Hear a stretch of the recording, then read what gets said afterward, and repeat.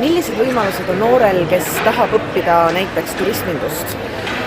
Noorele, kes huvitub turismindusest, ütleme, minu isiklik nõustaja kogemus näitab seda, et üldiselt need noored, kes turismindust tahavad õppima minna, et neil on selline suur seikleja hing sees, et nad tahavad ise hästi palju näha, ise hästi palju avastada ja turismindus on selleks väga heaks võimaluseks.